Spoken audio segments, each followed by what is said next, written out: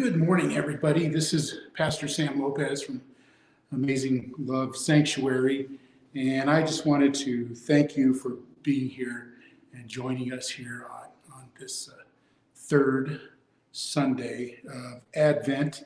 And even though we already had our service, but we weren't able to record it, so I wanted to share some thoughts with you, and hopefully this will help you in your day, in your pursuits. And hope that everything goes along well. I'm trying to use my phone today, so it's very, very, very small. So I hope we're on there. So let me know if you can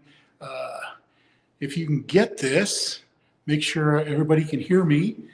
So I hope you're on there.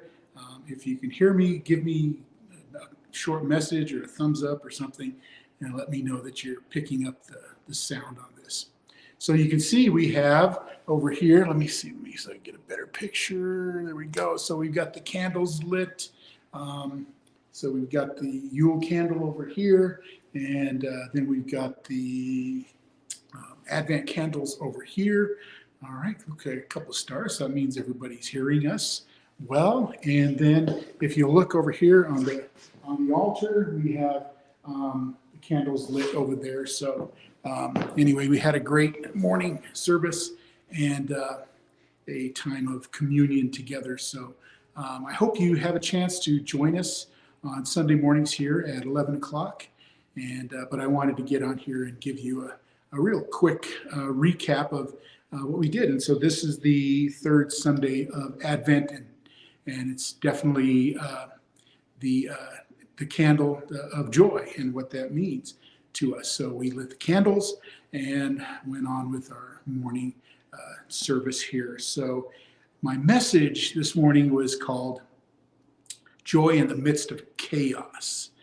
And we definitely are in a time and period where chaos seems to rule over us, and we are overwhelmed with chaos.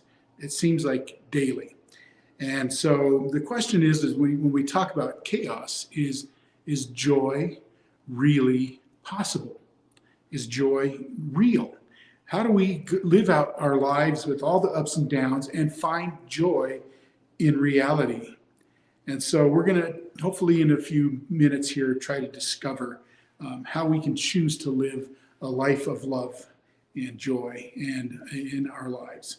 So I always got to start, because we are an interfaith chapel, and we want to talk about, use different voices that we hear talk about joy.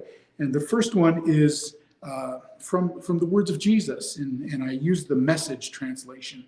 And Jesus put it this way: I've told you these things for a purpose, that my joy might be your joy, and your joy wholly mature.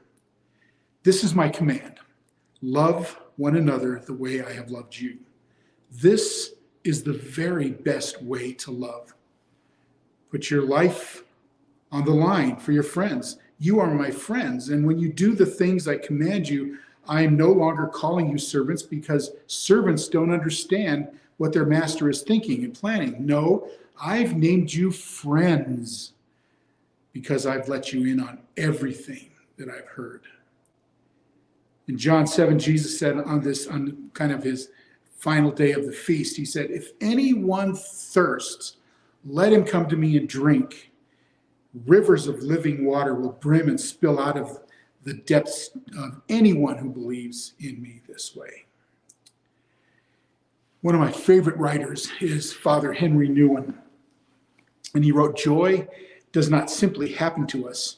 You have to choose joy and keep choosing it every day. We live in a world filled with chaos, confusion. Everybody wants to know who's right and who's wrong, and what's up and what's down. And people are arguing and battling and fighting all the time over things, politics and science and whatever. But the challenge I have for us is for you and I to choose joy, and to choose it every day. The Dalai Lama wrote, genuine happiness consists in those spiritual qualities of love, compassion, patience, tolerance, forgiveness, and so on. I would add joy into that list, but I'm not the Dalai Lama. For it's these things that provide both for our happiness and others' happiness. So I just have a few thoughts.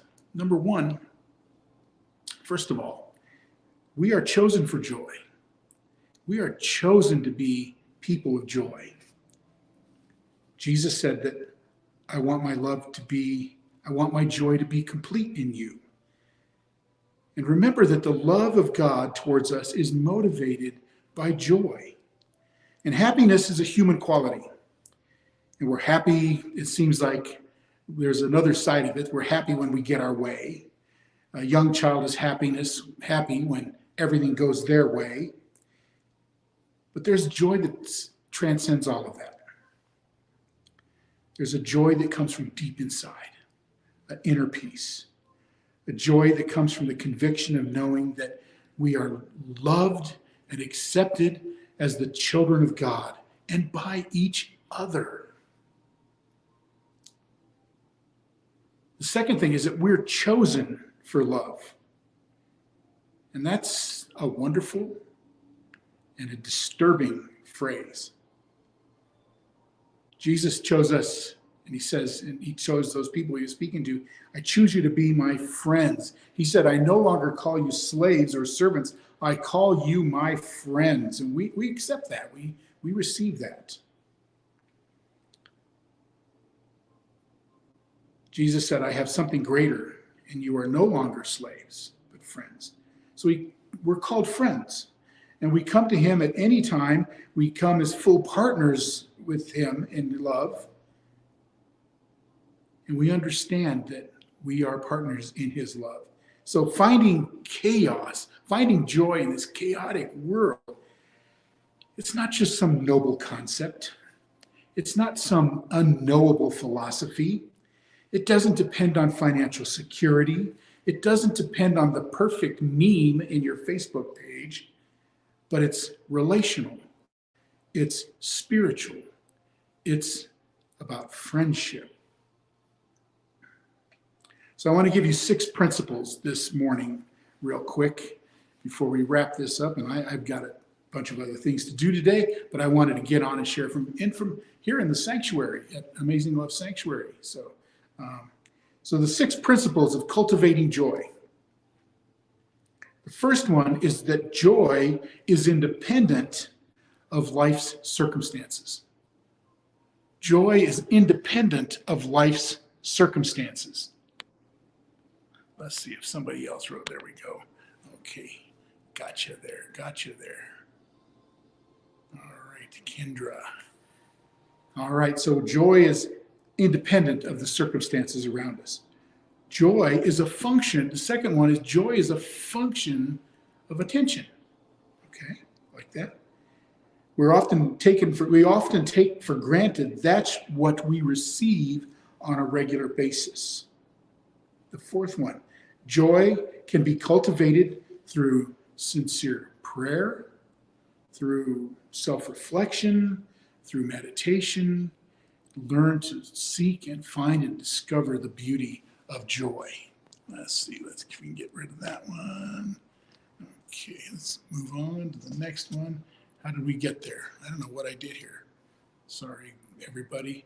I think I'm not going to touch it anymore. I want to finish this. The fifth one is that joy can be cultivated through sincere self-reflection, prayer, and meditation. Number 5, expressing joy can be done through our words and our deeds and enhances our experience of joy.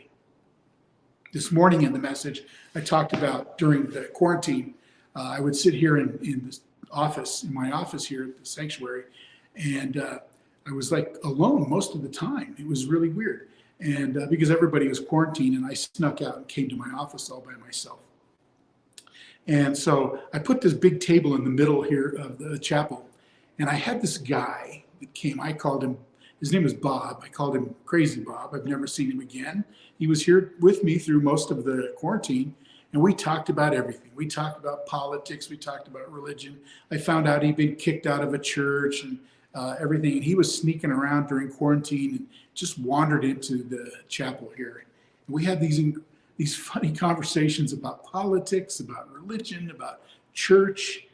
And I started to find joy in Bob.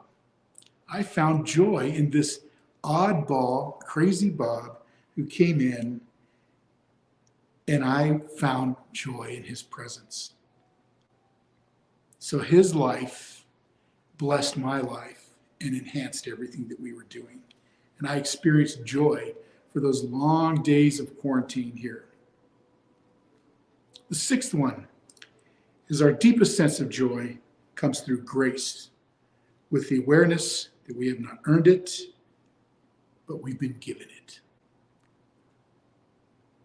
How beautiful that is.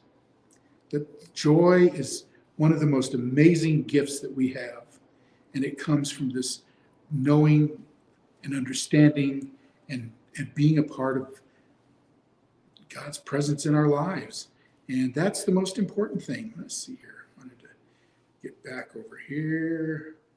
And here we are on the 12th of December.